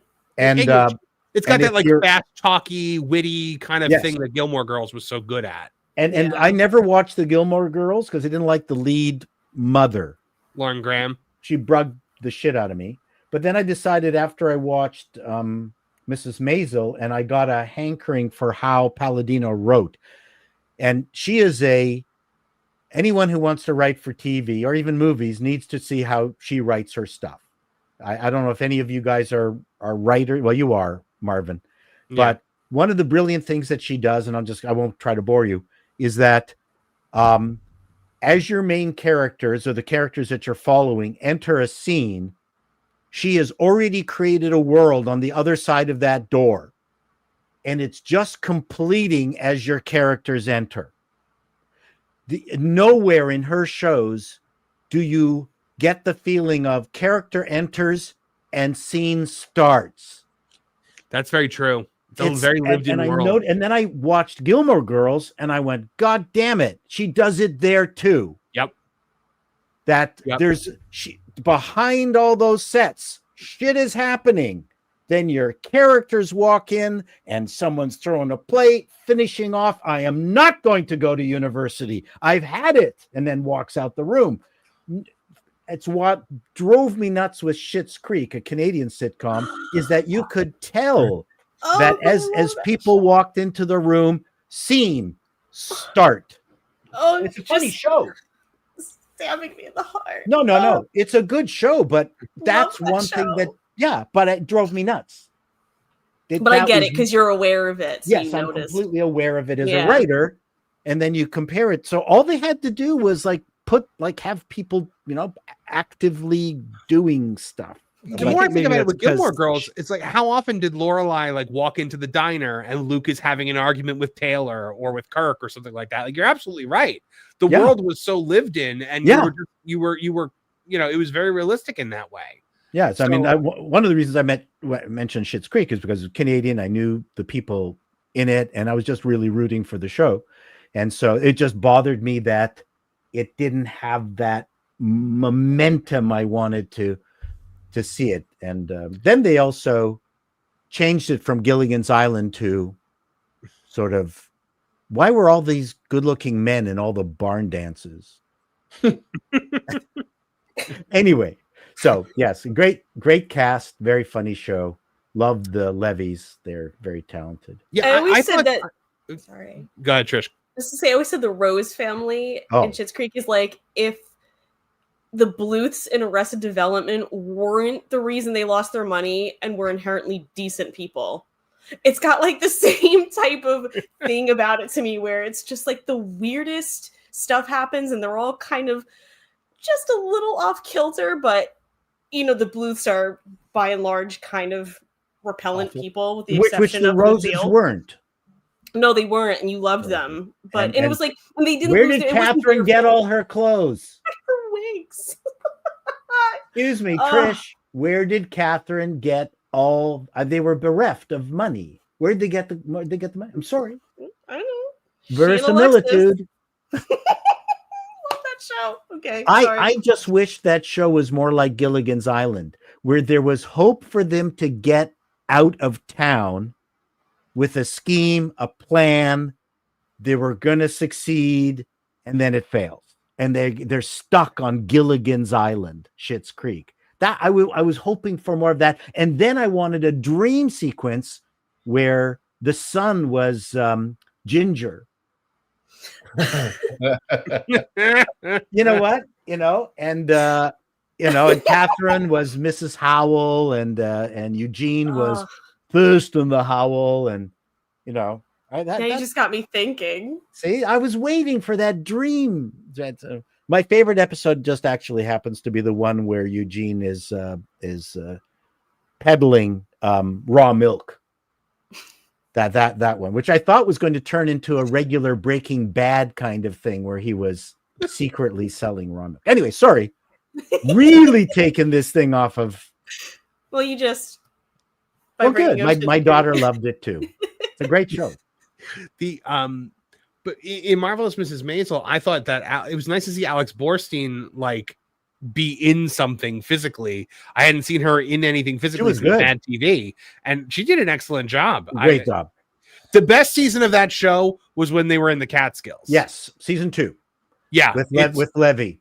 Yeah, so Levy. good. That was good. Being Jewish, never being in the Catskills, but understanding how the Catskills was what created modern stand-up. And that's an interesting story because I studied it, read about that, and also the Show of Shows and Sid Caesar and Woody Allen and Mel Brooks and why they came out of that and why it was such a great testing ground for stand-up. And so, I mean, just so you kids know the history of stand-up, it started with vaudeville, but in vaudeville, everybody was a racist. They were making Italian, Jewish, black jokes, and often in blackface. And because the audience was racist, really racist, not the modern racist where everybody's a racist. Right. But and it was always insulting minorities. And even to the point where, and I can't remember his name anymore, the funniest stand-up was a black guy who had to be in blackface. And he actually hated it. Like, he was bitter about it because he was the funniest person on the circuit and he had to do racist jokes. Huh. Really, really interesting character. I think they might have made a movie about him, but I saw some of his stuff on, the rotoscope stuff. And anyway, so the point was the guys, the Jewish comedians who would come back to the vaudeville shows and do stuff in blackface and do the racist stuff came back with material making fun of Jewish families. And the vaudeville promoters said, no, we don't want Jewish humor. Like, it's not going to work. But they did it. And what happened was the Italian family was the same as the Jewish family, which was the same as the black family. And it took off. And then self-deprecating humor, which is a Jewish thing too. That was how vaudeville changed from purely racist stand-up to something that resembled more like modern stand-up. It's a really neat story and how that changed. That is neat. It's funny though. Italian families and Jewish families I found are very similar. I've always said same behavior, different savior. Sure, but true. But families are. I mean, the similarities between families in general. Side note: the racism of vaudeville performances are why cartoon characters wear white gloves. Correct. Is it really? Hey, I have a question, Chad. Was it Burt Williams? Does that name ring a bell? Oh, yes. That was him. Okay. Huh. Thank you. Good research. I thought it was Dewey. I can't remember his last name. Dewey Pigmeat something. I can't remember the last name. It's killing me. No, it was Burt Williams. Oh my goodness! All right, we have a couple more super chats to get to. Let's see. History. You need a theme song. History with Paul Chato. I like learning about this stuff. Virginia Sharp for $10 says, in the James Gunn verse, James Gunn is the director of the director. Sometimes he might bypass the director to direct directly. He controls the horizontal and the vertical. He's God. Fantastic super chat. Bookstore Thor, remember for 1 month, says, I've caught up with and passed Marvin on Supernatural. You know what, Trevor? I'm going to make you write about The View now. Trevor's one of our writers on that Park Place. I'm going to make him write about The View. I like the cut of Bookstore Thor's jib. No, he's a great guy and a great writer. One of the best additions we've made to That Park Place writing team. Regina Sharp for $5 says, it's true. Trish wiggles her nose and things just happen. Like Bewitched. That's right. I can't do that. Uncle Arthur. Love Bewitched. Ryan Damon, member for 8 months, says Joyce Bulifant was the smart blonde of Match Game. Thank you. There you Joyce Bulifant. That's not the one I'm thinking of. Well, I know Betty White did some Match Game too. I just really think of Brett Summers. That's who I think of on Match Game all the time. That's my girl. So, guys, just so you know, you're probably not getting that Q&A with Trish because we've made $68 tonight. So that's okay. Always another week, I suppose. Yeah, we may have to reset the clock next week and see if we can get it. But unless somebody drops a whole bunch load of money all of a sudden at the end of the show, I don't think you're gonna have to answer any questions, Trish. You shall remain a glorious enigma. Okay, cool.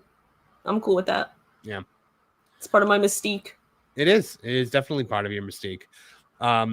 So, oh man, you know what, guys? I'm tapped out on topics, so I guess we should probably end here. Yes, I think it's good because I go to bed at 7. This is way past my bedtime. Oh yeah, we've kept you up today. Well, Paul, thank you so much for being here. This was so much fun having you here. Please tell people where they can find your channel, Call Me Chatto, where they can find Appalling News, all of the wonderful things that you are up to. That's it. Call Me Chatto, just the way it sounds.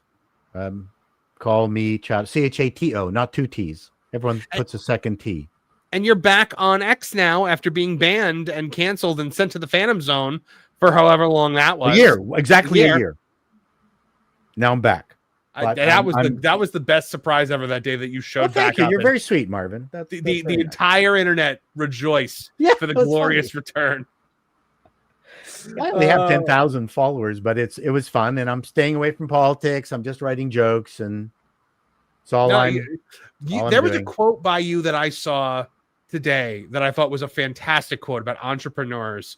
Where go ahead and say, 'cause I'll say it wrong. Well, because I'm an entrepreneur is someone who is absolutely certain of success, but totally surprised when it happens. I think that's a fantastic definition. Yeah, because you're just hammering. You're so busy trying to make it work and smiling and